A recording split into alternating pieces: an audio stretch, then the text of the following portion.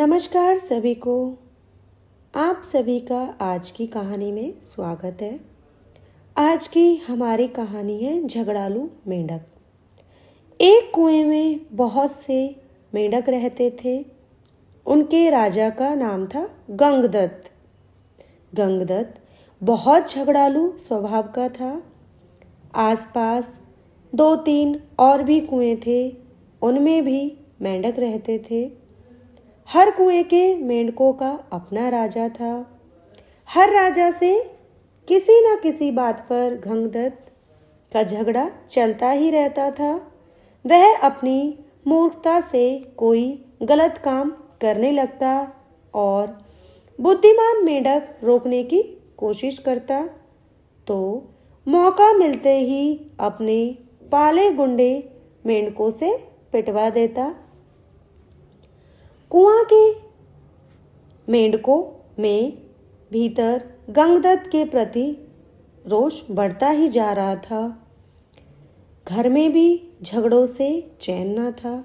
अपनी हर मुसीबत के लिए दोष देता। एक दिन गंगदत्त पड़ोसी मेंढक राजा से खूब झगड़ा। खूब तू मैं हुई। गंगदत्त ने अपने कुएं आकर सबको बताया कि पड़ोसी राजा ने उसका अपमान किया है। अपमान का बदला लेने के लिए उसने अपने मेंढकों को आदेश दिया कि पड़ोसी कुएं पर हमला करें।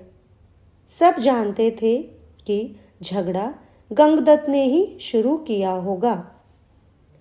कुछ सयाने मेंढकों तथा बुद्धिमानों ने एकजुट होकर एक स्वर में कहा, राजन, पड़ोसी कुएं में हमसे दुगने मेंढक हैं।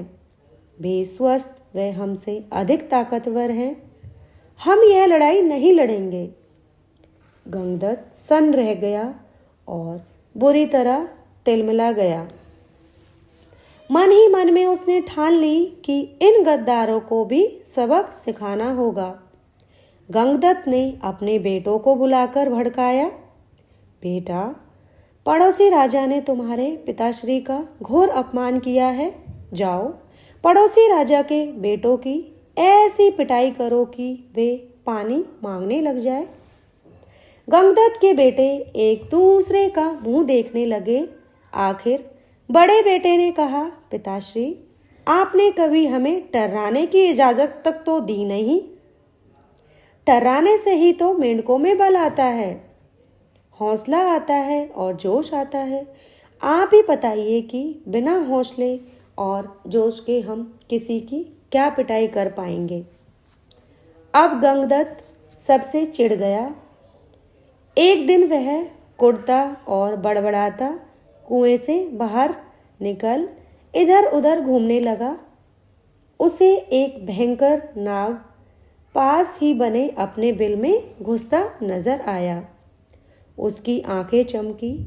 जब अपने दुश्मन बन गए हो तो दुश्मन को अपना बनाना चाहिए। यह सोच वह बिल के पास जाकर बोला, नागदेव, मेरा प्रणाम। नागदेव फुफकारा, अरे मेंढक, मैं तुम्हारा बैरी हूँ, तुम्हें खा जाता हूँ और तू मेरे बिल के आगे आकर मुझे आवाज दे रहा है। गंगदत्त टर्राया, हे नाग, कभी कभी शत्रुओं से ज्यादा अपने दुख देने लगते हैं। मेरा अपनी जाति वालों और सगों ने इतना घोर अपमान किया है कि उन्हें सबक सिखाने के लिए मुझे तुम जैसे शत्रु के पास सहायता मांगने आना पड़ा है। तुम मेरी दोस्ती स्वीकार करो और मजे करो। नाग ने बिल से अपना सिर बाहर निकाला और बोला, मजे? कैसे मजे? गंगदत्त ने कहा, मैं तुम्हें इतने मेंढक खिलाऊंगा कि तुम मुटाते मुटाते अजगर बन जाओगे। नाग ने शंका व्यक्त की, पानी में मैं जा नहीं सकता, कैसे पकड़ूंगा मेंढक? गंगदत्त ने ताली बजाई, नाग भाई, यही तो मेरी दोस्ती तुम्हारे काम आएगी। मैंने पड़ोसी राजाओं के कुओं पर नज़र रखने के लिए अपने जासूस मेंढकों से गुप्त सुरंगें खुदवा रखी हैं। हर कुएं तक उनका रास्ता जाता है। सुरंगें जहाँ मिलती है वहाँ एक कक्ष है। तुम वहाँ रहना और जिस जिस मेंढक को खाने के लिए कहूँ उन्हें खाते जाना। नाग गंगदत्त से दोस्ती के लिए तैयार हो गया, क्योंकि उसमें उसका लाभ ही लाभ था। एक मूर्ख बदले की भावना में अंधे होकर अपनों को दुश्मन के पेट के हवाले करने के लिए तैयार हो गया।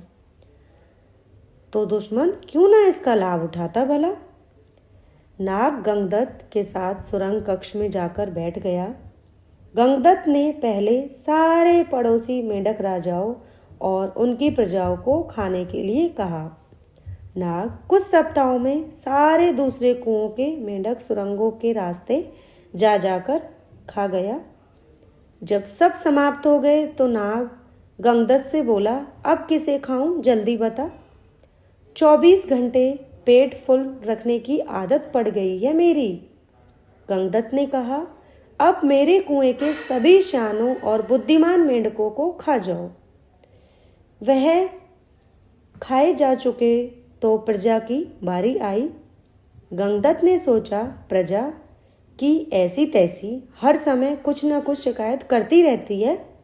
उनको खाने के बाद नाग ने खाना मांगा तो गंगदत्त बोला, नाग मित्र, अब केवल मेरा कुनबा और मेरे मित्र बचे हैं।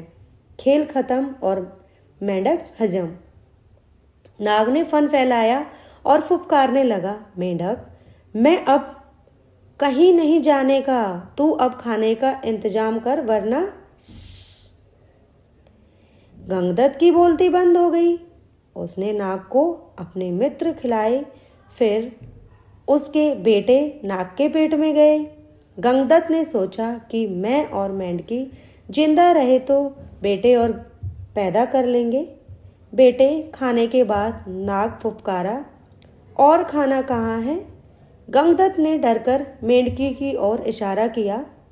गंगदत्त ने स्वयं के मन को समझाया, चलो बूढ़ी मेंढकी से छुटकारा मिला। नई जवान मेंढकी के साथ विवाह कर लूँगा और नया संसार बसाऊंगा। मेंढकी को खाने के बाद नाग ने मुंह फाड़ा, खाना दो मुझे, खाना दो। गंगदत्त ने हाथ जोड़े, अब तो केवल मैं बचा हूँ, तुम्हारा दोस्त गंगदत्त, अब लौट जाओ। नाग बोला, तू कौन सा मेरा मामा लगता है, और उसे हड़प गया। बच्चों, इस कहानी से हमें क्या सीख मिलती है कि कभी भी अपनों से बदला लेने के लिए शत्रु का साथ नहीं लेना चाहिए, क्योंकि अगर हम शत्रु का साथ लेते हैं तो क्या होता है, वो हमारा भी विनाश कर देता है ना। आज की आपकी यह कहानी यही समाप्त होती है। धन्यवाद।